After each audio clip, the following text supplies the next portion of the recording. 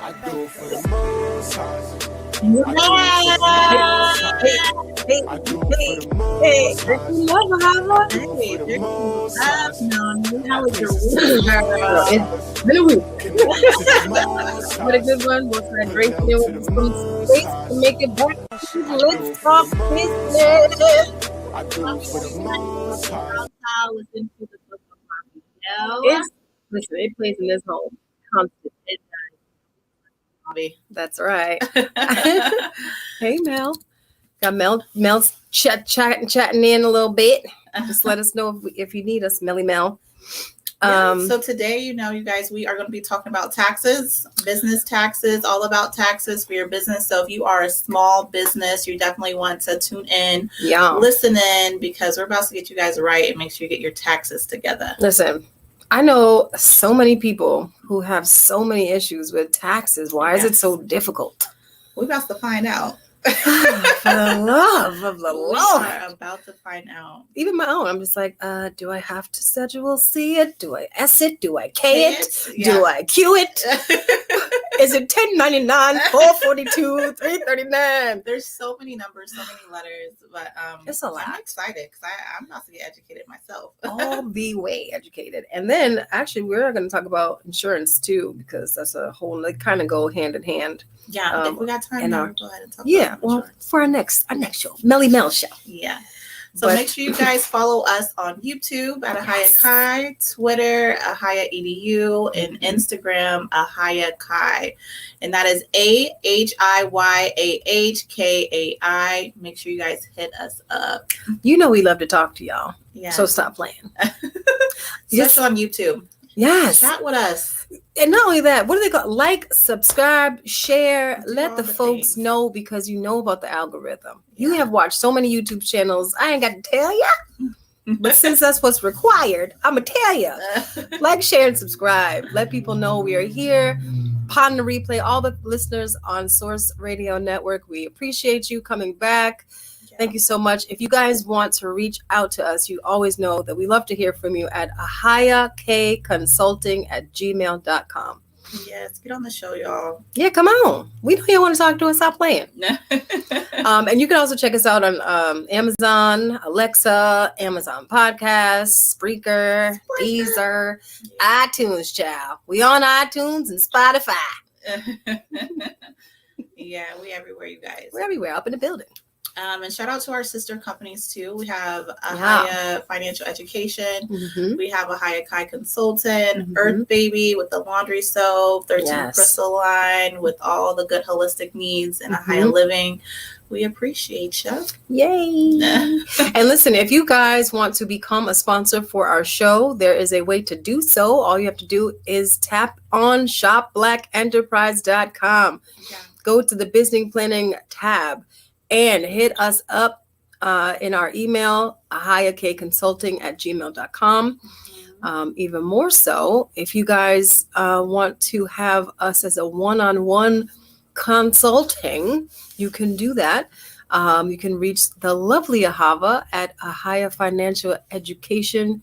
She is going to take you through all of your financial needs, business credit, personal credit. The list is long. If you need any type of funding, you guys, whether it's mm-hmm. business, personal, or if you even need help with your credit, whether it's personal credit or business credit, consumer financing, all those things, then go ahead and schedule a appointment with me. So that way you can get all the things that you need for your business when it comes to finances. Right. And that way, when you have it's tax time, your situation is not shaky. Because everything is everything. That's right. And if you need my services at Kai Management, I surely will help you get your business out there and put it on all the social media platforms that will make sense to your business. Hit you up with a wonderful website. If you need a logo, I got you. You know, I'm creative with it. I got you. Yeah, so I'm really excited about this week's show. Yeah. We've been doing a lot of things, when it talks about, when it comes to taxes. I'm excited about what we're about to learn. Mm-hmm. And so I say, let's go ahead and just jump right into it. Well, let's do it. We have Berkeley coming in today from Essential Tax Relief Services. Yeah. What's up, Berkeley? Welcome. How you guys doing? Can you hear me okay? Yeah, Yes. Good. Yeah, we can. How you doing? Good. Thank you so much for joining us today. I know it was the quick last minute, but we appreciate you. Yes, ma'am. Gotta make it happen. That's make right. it happen. So That's Berkeley, I know you've been doing taxes. Tell us a little bit about your background. How did you get into even just taxes in general? Personally, it was the name you see up there, Erod. That's one of my good friends. He I kind of watched his story. Basically, when he was younger, he went through phases of going and working with different tax agencies and tax office, and there was a specific time where they worked the whole season, and at the end of the season didn't get paid. So essentially, they just they got kind of like finessed, I guess you would say. Yeah. And that experience led to around COVID. When COVID came around, the opportunity came up to just start our own tax office, and we started with one, I think in Ocala. Then next year we opened up this one in Tampa. The year after, which is this year, we opened up one in Winter Haven, and by next year we should be opening another one in Tallahassee. What? Oh, wow. That's amazing. Yeah, you guys are growing. That's quick. Yeah, it's easy when you have a good team. Right. Indeed. So what is like some of the common errors, especially when it comes to just business? We're going to talk just about business taxes for right now, just because there's a lot of small businesses watching the show right now. What is the most common errors that a small business mistakes, when they're filing their taxes? Not keeping track, not doing their bookkeeping, essentially. Okay. Keeping track of their purchases throughout the year, their expenses throughout the year, because those expenses are going to in turn offset their the IRS. When they tax you, when you're a business, they tax you. Even if you're self-employed, they tax you on the net income, so after your expenses, what you made. So if you don't have a document of those expenses, it's going to look like on paper you made all this money that you're getting taxed on, but you spent a lot of it on the business, so they give you some of that back. So you have to do your bookkeeping. I think we lost. I'm sorry, I just got a call. If you need to download QuickBooks or another bookkeeping app, and it'll help you to just keep track of your stuff throughout the year. Do you guys provide that service at your essential tax relief services? Is that one of the services that you guys provide, or do you just? So yes, we do. But on our end, as your tax preparer, there's only but so much we can do. The business owner needs to be in touch with these things and keeping track of these things, because you may go today and purchase a meal, and during that meal, you may be having a conversation that's furthering your business. And that meal, if you don't keep the receipt from that, I won't be able to deduct it at the end of the year or at the end of the quarter whenever you file your taxes on your return.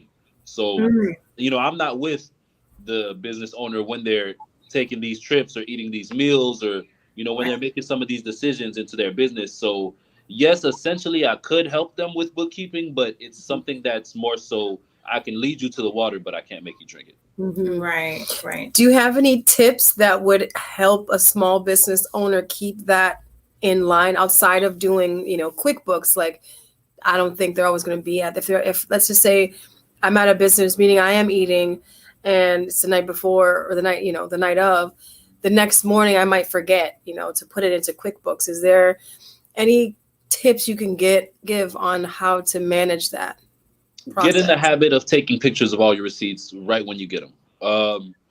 When you put gas in your car, when they say, "Do you want the receipt?" say yes.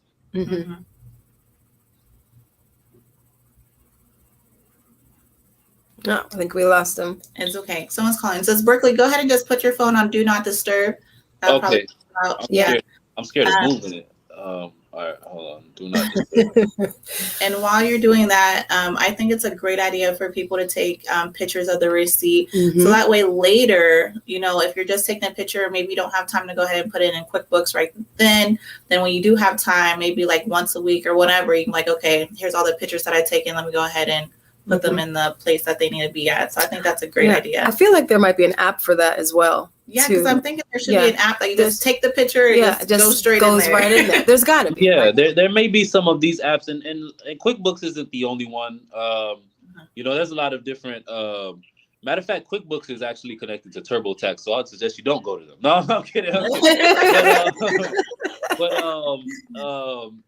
there are different apps that can help you in different ways. The best way to go about it though is to know as a business owner to number one be organized. You should always be organized. So if you take a picture right now, you should be able to go into your phone and press add to folder. When you add to album, if you have an iPhone, when you add it to the album, that album will be only receipts Oh yeah. on your photo storage on your album. So being organized is the first step. You don't really need these apps; they help, but and they also kind of help you calculate the amount of deduction you may be able to get or whatever. But before all of that, just remember to just take a picture of those receipts. Come on, iCloud. Do your business with iCloud. Send it on up. Make it easy. That's so funny. I have some questions though for you when it comes to actually filing your taxes. So what's the difference? Say, as a business owner, you have an LLC and then it's time for tax time. So what's the difference from somebody scheduling a Schedule K versus someone doing a Schedule C? Or an S, or all those letters. Yeah, like how so those different tax forms. Know which one is better? Well, that's the thing. In terms of a Schedule C, with your profit or loss from business, if you're an independent business owner and you have let's say you have an LLC or you have your sole proprietorship, most likely what you're going to be filing is a Schedule C. As for the Schedule K, when you move up into more revenue and doing things like dividends and paying out people with these W-2s, and there's bigger amounts involved, that's when you can start looking into using different tax forms. But Schedule C is going to take care of all of your needs up until that point. Okay. And what's that breaking point when you okay, you need to go ahead and start doing a Schedule K? I would say when your business itself is at least making over 150,000 a year. Yeah, just your business itself, not your personal. Just your business is when you could really start looking into those things, because anything under that, you can really start taking things down with your deductions. When you put them on the Schedule C already lists places for you to put all of this information. So it's a little easier as a new business owner who's not filing quarterly, because once you get to that point, you'll probably end up filing quarterly rather than every year, so you can get those out the way. But is that a better practice to do quarterly? Yeah. Yes. It definitely is a better practice to file quarterly, because at the end of the year, you don't have to worry about this big lump sum of money that you have to pay the IRS. I see. It's probably better for bookkeeping too, because you don't have to, make sure you have everything for the year. You pay your tax preparer a little more though when you file quarterly, because you got to pay them throughout the year versus just that one time. I see. Okay. And when it comes to paying them, even you guys, are you able to discuss how much you guys normally charge? Well, if you may not be able to see it, but back there we got a sign that says pay $0 up front for tax prep. So what happens is you'll come to us, we'll give you a quote. Based on that quote, taking things into account like your income, how much tax you paid on that income, and from there, whatever your return is, if I'm able to itemize it and just help you make a little more on the side of, making you aware about these deductions that you can take, and making sure that my business owners, or everybody does become a business owner, because business owners and investors are why the tax code is the way it is, because business owners and investors are who takes advantage of the tax code. Employees just pay tax. They don't really get too much back. When it comes to value, they might get some money back, but in terms of value, where the tax code really works for them, business owners and investors. So what I'll do, I'll tell everybody to become a business owner, so that I can claim these deductions for you, and you can actually start getting some good money back on your taxes or you can owe significantly less. But based off of all of that is where we get our price of what we charge you. So, if the more work, obviously, that I had to do, the more work we're going to end up charging you. But if I'm just filing just your W-2 by itself and not really doing too much work, usually tax offices, like I heard Jackson Hewitt right now, for just your W-2 is doing $750. Some people do $500. So it's, towards those numbers when it's just a regular tax return with nothing done to it, and it Mhm. starts moving up as you get into other realms in terms of itemization and stuff like that. Okay. Mhm. So for like, we have maybe a lot of new businesses that are watching or are even listening in. And they might not know all the benefits from being a small business owner. Can you talk about like some of the business or some of the benefits, when it comes to taxes of just being a business owner? Well, I like the way you said it first. A small business owner. Yes. That's the best thing to be when it comes to taxes. Okay. Because Yay! And what and why? Why is that? Right. well, large businesses, man, it's not too many ways you're going to avoid paying those taxes unless you're dumping money into property, you're dumping money into investments. You might have a research and development fund, as Amazon and some of these companies do, that you can take these tax deductions on. But when you're in that middle place of you have a big business, but it's not like a Fortune 500, or it's not a big business that you can't really dump money into all of these things. Yeah. That's when it starts becoming a little restrictive, where you're gonna have to pay those taxes. There's not too much I can do for you in that case. But for a small business owner, it's you're essentially in the best position because the government is going to encourage you to continue growing your business through the tax code, and these deductions that you're taking in terms of, I'd say, gas, maybe, and I'm giving you these deductions. Some of them are gray areas for the IRS. So when you send in your return with some of these deductions, they might be like, hey, yeah, we're not taking this. Like, they don't take your lease. They don't take certain things like that when you're trying to write off rent and stuff like that. They'll take your mortgage and your deed.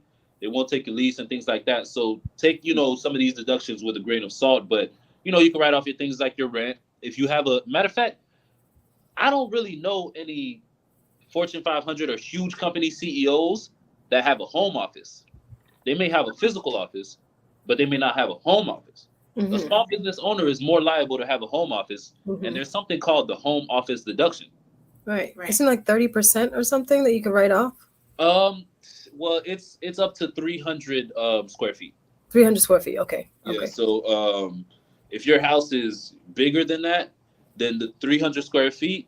Let's say your house is 1,000 square feet. You using 300 square feet, then it would be 30%. As you go up in square footage, it drops from 30%. It just goes off of the percentage. But 300 is the amount limit that they give you to where you can use. They don't feel like you need more than 300 square feet for a home office. Okay. Oh yes, but Okay. basically, yeah. So the home office deduction itself is proof that small businesses win in the tax code, because the fact that they're giving you a deduction for not having not that you don't have enough money, but for not going out and getting a physical brick and mortar, they're giving you a deduction for that. So it's there's different deductions and credits that apply to small business owners that may not apply to anybody else. Okay. So that's, rent, people you can write off, your meals. Yeah, your meals, your travel, your gas. And like I said, take these with a grain of salt, because if you go try to write off your gas and your rent, the IRS might be like, hey, whoa, hold on, slow down, buddy. But then if they do audit you, there's a third party that it goes through, and that third party will take things like your rent. They will take, because in the law it literally says they have to take your rent. It's just, it's a business. The IRS wants to make money too. They're going to try to find reasons to say that your proof or whatever it is that you're trying to say is not admissible, because then they can audit you, and then you'll have to pay them more than you even made on your taxes. So, all businesses run like that, but you can combat it. Yeah. I've been, when I scroll through the Instagram page websy thingsies, there's a lot of reels where people are encouraging, people to take trips and, write it off as a tax write-off. And I always cringe a little, because I think to myself, how many people are literally just going to invite 5 to 10 people somewhere and, take them out on a fancy restaurant outing and then try to write that off? Is that something that's, admissible? Like, is that Well, here's the thing, right? During that trip, during that dinner, that meal, you have to have the proof that business was conducted. As long as you can prove business was conducted, whether it's a phone call that was recorded, or there's certain things that you can take pictures of, you can prove that business was conducted, then it is admissible. Okay. Would you mind giving me just a second? Let me use the restroom. You say use the restroom. Yeah, I think that's what happened. And that's okay. Okay, because- and so for the when it comes to writing off, Mel, if you don't mind, go ahead and hop in. We'll go ahead and ask you a few questions as well. Hey, Mel. And so we're talking about writing off different things of your taxes and stuff. Can you just talk to the listeners about what exactly does writing it off mean? Just for the very basic vocabulary, what does that even mean? Oh, he's back. I'm sorry. Yeah, man. That's why I was moving around so much. I'm like, oh, I gotta pee. I don't know if I can get up. Okay. Well, I guess I'll go ahead and ask you this because Mel just got off. So what does it exactly mean for just the basic vocabulary of, one-on-one? When you say like write off, what does that even mean? Well, write-offs and deductions when it comes to taxes are things that you will spend on throughout the year that the government will give you a portion of your money back for. Okay. Not write-offs and deductions. Deductions actually deduct from your annual gross income. Now, when your annual gross income is deducted from, they're gonna tax the annual gross income after the deduction. So if you made 100,000, and let's say you buy an electric vehicle, or you buy a vehicle that you can write off the full 100% of, which people talk about the G wagons and the things like that. So let's say the vehicle was $80,000, and you write off and deductions are so close that I interchange them sometimes when I speak. But and you deduct that from your AGI, basically that 100,000 will now turn into 20,000 if you can deduct the whole 100% of the car. As long as it's over 6,000 pounds, and I believe that was up until this year. I think next year it goes to 80% of the car. But when you do that, it significantly drops down your annual gross income, which significantly drops down the amount that you were taxed. Now, think about it like this: if you bought a G-Wagon this year on a car note, a car payment, so you've got however long to pay it, but you put the down payment on it, you can write off the full percent. And once again, that may be, I'll have to double check, that may be up until this year, but you can write off the full percentage of the car. I mean, the full cost of the car. So if the car costs $80,000 in the first year, you can write off the whole $80,000. So if you made 100,000, that 100,000 turns into 20,000. So now instead of getting taxed in the tax bracket that you're supposed to be taxed in for 100,000, you're getting taxed in the 20% tax bracket, not 20%, the 20,000 tax bracket, which above 19,000 would be 10 and 12 right now. Okay. So that's the write-off, or that's the deduction. Now the write-off is directly money that you're just getting back for things that you spent on.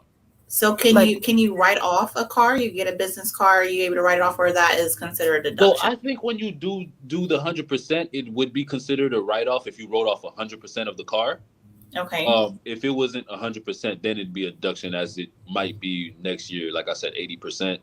So they'll deduct that. You're saying that if they bought the car cash, I guess, or bought it full out, they could write it off, and then if the car was 80,000, they're going to get that whole 80,000 back at the end of the year. No, basically what it is that they're going to deduce it from your AGI, and it doesn't matter if you bought it cash. If you bought it with your like, let's say you bought it with your credit, and you're going to be paying the car, you got an $800, because for a G-Wagon, I'm sure it'd be pretty expensive. So let's say you got an $800 payment, and maybe you put down $5,000, to get the car. Whatever the car is worth, that whole amount can be deduced from your AGI. Once you deduce it from your AGI, which is your annual gross income, then they'll once again tax you on that. Now, if you are keeping up with everything that you're doing during the year with your bookkeeping. So like you're keeping up with your receipts and all of that. Then you go and put in those numbers on. If you're filing a Schedule C, they have columns where you can put in how much you spent on supplies, how much you spent on advertising, how much you spent on your car, repairs for your car, and little tip and trick, the car has to have a logo on it. I was going to ask if that was necessary. Yeah. You got to have a logo. Yeah. For it to be admissible. You got to have a logo, and then like even with clothes, if you want to write off certain uniforms and things like that for your employees, or if you bought a suit and your suit has the logo of your company on it, you can put that there too. And all of those columns would be what you would call a write-off. Okay. All right. Well, that's great. That's good information. Listen. One more thing. When you do put the numbers into those columns for the Schedule C, you'll notice that it will do two things. It'll drop your AGI by a little bit. No. It'll up your AGI by a little bit, but it might drop your refund. So now that's when you really start getting into being a diligent preparer with knowing what exactly will add, what exactly will subtract, how far to go, and that's things that you really actually start realizing. The IRS puts these limits and these sweet spots there for a reason. And once you start learning your system, you'll know exactly what's what. That's why they come to you as the expert. Yes, ma'am. And Essential Tax Relief Services. Right. Yes, ma'am. They're not getting that at TurboTax. That's right. Definitely not. Well, so we're let's go to Yep. Okay, so just some pro tips. So we always, encourage businesses is how they can grow. And I know you're about to open up your own office. One thing that we talked about, just that's not even on this screen right here, and just because of limited time, about having workshops, doing seminars, teaching people about taxes and everything like that. Teaching people about taxes and stuff like that, and seeing if have you started anything like that? So before the year, every year before we start tax season, we basically, because our essential tax, we have one parent company. Our parent company has multiple subsidiaries of basically tax offices. So what they'll do is they'll rent out like a hotel conference room, and we'll go there, and he'll sit us down and tell us, hey, this year, this is what's going on with the IRS, because these people have connections within the IRS and things like that. And, just keeping up with your laws. And it's all the information is essentially on the internet, So he'll tell us, this is what's going on with the IRS. This is how they're moving this year. This is what we can do. This is what we can't do. These are the forms that are considered gray areas. Like, once again, I said, a lot of the stuff is considered gray areas. It's a business, it's a game, it's a tax game. So you got to just find out how to beat the tax game. If you find that out, wealth can be amassed. Now, so we'll go to these seminars. They'll let us know, hey, make sure you're doing your due diligence. These are the credits. These are the deductions. Oh, credits is another thing I forgot to talk about. Credits is actually when it adds the money to your refund. That's not write-offs. I'm so sorry. Credit, if you get a credit, that's what adds money to your refund, which is what the earned income credit is. If you have kids and stuff like that, they'll give you a credit for those kids, which will add $3,000 up to $3,000 for one kid and stuff like that. The write-offs and the deductions are essentially in the same realm, which is why it was hard for me to explain it when you asked which one would add money, because neither of them necessarily add money. The credit adds money. That's my fault. No worries. We're coming to an end of the show. We might actually have to have you back on. Yeah. So, no problem. I'd love to come back, man. We can talk off camera, but there's some more stuff I would love to talk about, and be a little more prepared for it too. Yes, and make sure you do those seminars at like churches and schools and stuff like that. Spread the word out there. And where could people reach you at? How can people contact you to be able to book an appointment with you? And get their taxes done. At Essential Tax Relief on Instagram. This office is Essential Tax Relief _ Tampa FL. We've got Winter Haven office, Ocala office. Next year, Tallahassee office is coming. Okay. And any of those offices, you can Google us too. And All right. Well, thank Yeah, you. we We appreciate it. Yeah, I Thank learned a lot you. about Thank you, guys. taxes. I can't wait to give you a call, ask you some more questions. And yeah, we definitely appreciate all the education. So make sure you guys rewind this. Pon replay. Yes. YouTube.com. Tell Berkeley, tell all of your folks, your fine folks to, circulate the video so they can get all of your wonderful information that we had today. Yes, ma'am. Thank you guys so much for the opportunity. Yeah, we appreciate it. Thank We'll you. talk soon. All right, so we got to learn a lot about taxes today. I'm super excited. That was dope. great. That was a lot of good information. I learned a little something. Sure did. And so next week, it's going to be Artist Week. Y'all. Artist Week. Bum, bum, bum, bum, bum, We bum, have bum. a beautiful, I don't even know how to pronounce her name correctly. Sylvan from Canada. Maliko. With her graphic art, and it's going to be amazing. And so I'm so excited. We're going to have Artist Week back to back this week. To life. Yes. And so hit us up on YouTube, you guys. Yay. And thank you guys for watching the show. We'll see you guys next talk week. business. I do it for the most highs. Our places to the most highs. Connected to the That most was amazing. highs. You know what? Listen, we need to have some beautiful. I do it for the most highs. Oh, thanks, Miss Dawn. Thank you, Berkeley.